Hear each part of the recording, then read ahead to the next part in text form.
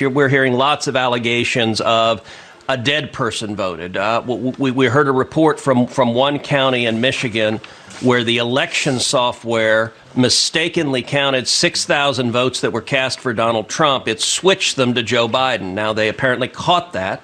But that same software is used in 47 counties throughout Michigan. That needs to be examined to determine that there's not a problem counting the votes.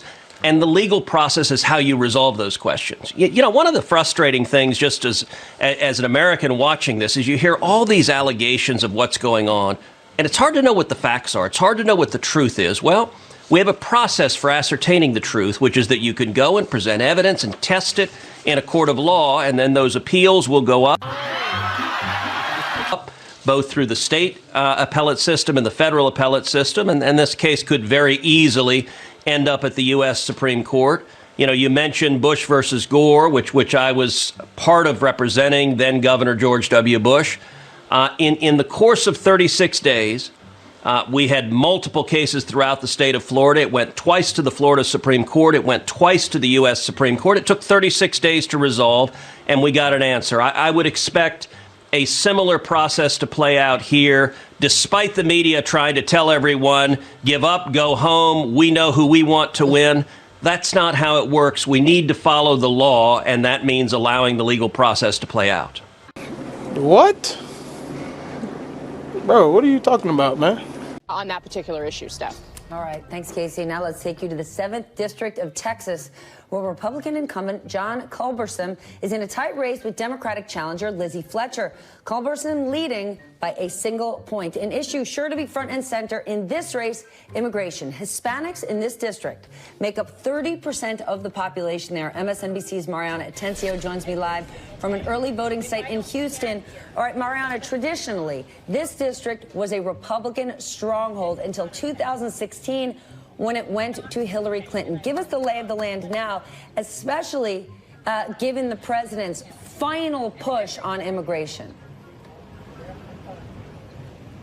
Good morning, Steph. Let me give you a little bit of the backstory here of the Congressional 7th District. It was actually held by George H. Bush in 1966, and it's been in Republican hands ever since. But as you mentioned, the demographics here are changing. Latinos now make up 30% of this district. Will they be the deciding factor here?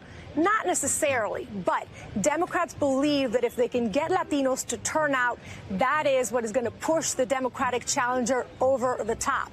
But in talking to Latinos here, we found there's a twofold challenge to make that happen. First, there's a gap in outreach. A lot of the folks we talked to, nobody had reached out to them, Steph.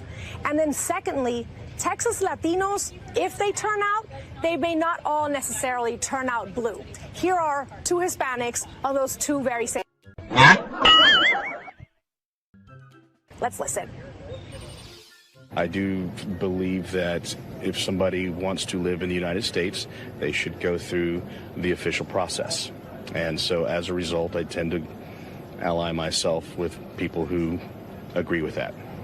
When you see images like the migrant caravan and President Trump talking about the caravan, does that motivate you to want to vote in a certain way? Yes, it makes me want to vote Republican, because I think that if you want to live in this country, you need to abide by its laws. As far as our... No. The one place that may defy your math and logic, David, is Miami-Dade County in Florida. So what I think the numbers are showing is that many more Republicans have already gone in person to vote in early voting than Democrats. And Congresswoman Frederica Wilson of that district is trying to sound the alarm. She talked to Politico and said that what she's seeing is very concerning for her. She has said, let me quote it to you, I screamed, hollered, I called, I lobbied from the top to the bottom. Wilson said of her efforts to get to the turnout operation started in the community, including sending written proposals to the Biden campaign and having virtual Zoom meetings with his advisors. She is worried because what she's seeing, she says, in terms of the black community and Hispanic, it's not going Biden's way. Why are you so confident he'll change his behavior, Mr. President? Yeah, I'm not confident he'll change behavior. What the hell? What do you do all the time? So when did I say I was confident? You said in the next 6 months you'll be able to determine. What I said was, let's get it straight. I said what will change their behavior is if the rest of the world reacts to them and it diminishes their standing in the world.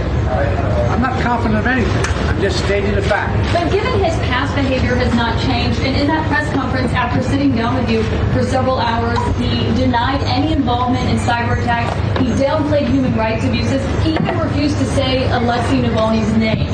So how does that account to a constructive meeting as President Putin? You don't understand that, you're in the wrong business.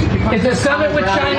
Who will we need to love? Who will we need to love? Quickly, let's go. Oh, right.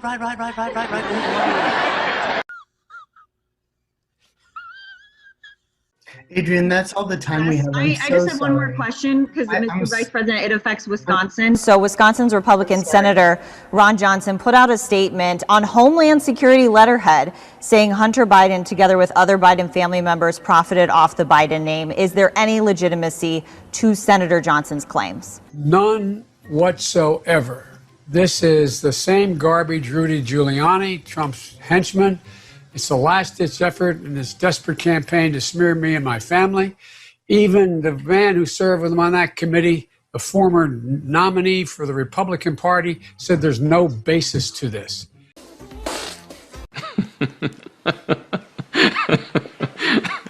And, you know, and the vast majority of the intelligence people have come out and said there's no basis at all. Ron should be ashamed of himself. No, God! No, God, please, no!